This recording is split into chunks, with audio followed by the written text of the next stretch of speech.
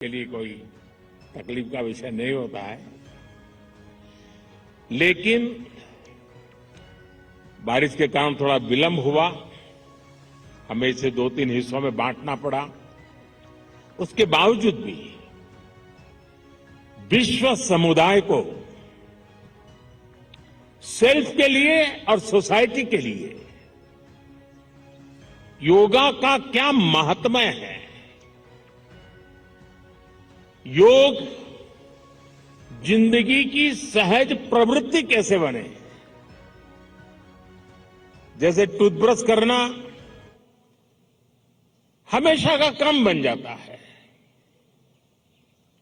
बाल संवारना हमेशा का क्रम बन जाता है, उतनी ही सहजता से योग जीवन से जब जुड़ता है एक सहज क्रिया बन जाता है, तो वो प्रतिपल उसका बेनिफिट देता रहता है। कभी कभी जब ध्यान की बात आती है, वो योग का हिस्सा है, तो ज्यादातर लोगों के मन में ऐसा रहता है कि कोई बड़ी स्पिरिचुअल जर्नी है, कोई अल्लाह को प्राप्त करने का या ईश्वर को प्राप्त करने का या गॉड को प्राप्त करने का, साक्षात्कार करने का एक कार्यक्रम है। और तब जाकर के लोग, अरे भाई ये तो मेरे से नहीं हो सकता, मैं तो सामान्य मानवी हूं, वो रुक जाता है। लेकिन अगर इसको सरलता से समझना है, ध्यान को, जो बच्चे स्कूल में पढ़ते होंगे, हम भी जब स्कूल में पढ़ते थे, दिन में 10 बार हमारे टीचर कहते थे, भाई ध्यान रखो, जरा ध्यान से देखो, ध्यान से सुनो। अरे तुम्हारा ध्यान कहां है? ये ध्यान जो है ना, वो हमारे कंसंट्रेशन, हमारा कितना फोकस है चीजों पर, हमारा मन कितना केंद्रित है, उससे जुड़ा विषय है। आपने देखा होगा बहुत से लोग याद शक्ति बढ़ाने के लिए, मेमोरी बढ़ाने के लिए कुछ टेक्निक डेवलप करते हैं, टेक्निक सिखाते हैं, और जो लोग उसको बराबर फॉलो करते हैं तो धीरे धीरे धीरे उनका मेमोरी पावर बढ़ता जाता है। वैसा ही ये किसी भी काम में मन लगाने की आदत, ध्यान केंद्रित करने की आदत, फोकस में काम करने की आदत उत्तम से उत्तम परिणाम देती है, स्वयं का उत्तम से उत्तम विकास करती है, और कम से कम थकान से ज्यादा संतोष मिलता है।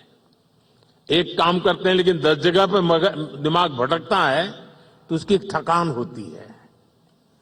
और इसलिए ये जो ध्यान है, स्पिरिचुअल जर्नी को अभी छोड़ दीजिए, उसका जब समय आएगा तब कर लेना।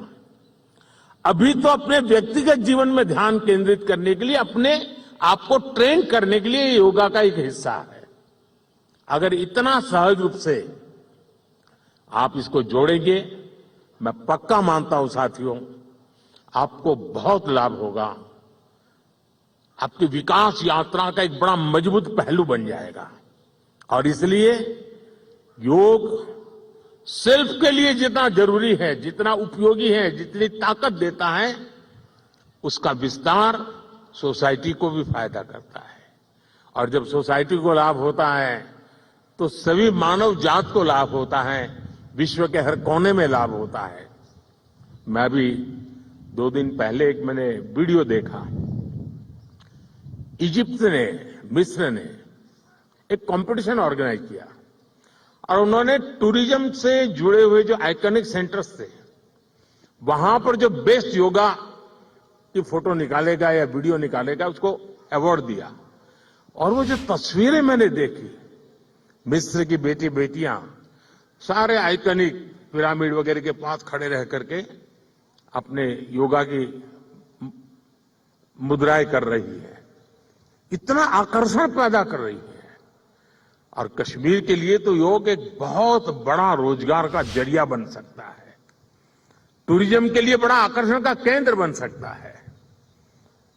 तो मुझे आज बहुत अच्छा लगा ठंड बढ़ी, मौसम ने भी थोड़ा चुनौतियां पैदा की, फिर भी आप डटे रहो। मैं देख रहा था कि हमारी कई बेटियां ये दरी को ही अपने जो योगा मैट था उसी को बारिश से बचाने के लिए उपयोग कर रही थी, लेकिन गई नहीं, डटी रही। ये अपने आप में बहुत बड़ा सुकून है। मैं आपको बहुत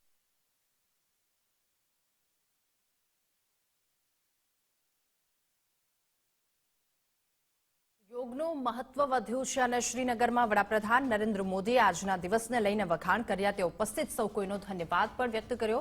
ડલ લેક ખાતે વડાપ્રધાન નરેન્દ્ર મોદીએ યોગ કર્યા. ધ્યાન કરવાથી મન સ્થિર થાય છે અને આ એક સીધો રસ્તો છે આત્મશુદ્ધિકરણનો. યોગ એક ધ્યાનનો ભાગ છે. એ ભાગને જીવન સાથે જોડો અને જ્યારે યોગ રેગ્યુલર થવા લાગે છે ત્યારે એ સહજ ભાવની સાથે જોડાઈ જાય છે. આ સાથે વડાપ્રધાન નરેન્દ્ર મોદીએ શ્રીનગરમાં યોગ કર્યા. તમામ લોકોનું અભિવાદન પણ ઝીલ્યું અને ડલ લેક ખાતે વડાપ્રધાન નરેન્દ્ર મોદીએ યોગ કર્યા. યોગ બાદ તેમના દ્વારા સંબોધન પણ કરવામાં આવ્યું અને તેમણે પહેલા હોલમાં યોગ કર્યા, ત્યારબાદ ડલ લેક સાથે અને તમામ ઉપસ્થિત લોકો સાથે તેઓ સેલ્ફી લેતા પણ નજરે ચડ્યા. આ પ્રસંગે વડાપ્રધાને કહ્યું કે યોગની યાત્રા ચાલુ રહે. આજે વિશ્વમાં યોગ કરનારા લોકોની સંખ્યા સતત વધી રહી છે. યોગ એ માત્ર જ્ઞાન નથી પરંતુ વિજ્ઞાન છે. આવી સ્થિતિમાં એક વિષય પર ધ્યાન કેન્દ્રિત કરવું મુશ્કેલ બની રહે છે. એ તેનો ઉકેલ યોગમાં છે તેવું વડાપ્રધાન નરેન્દ્ર મોદીએ કહ્યું.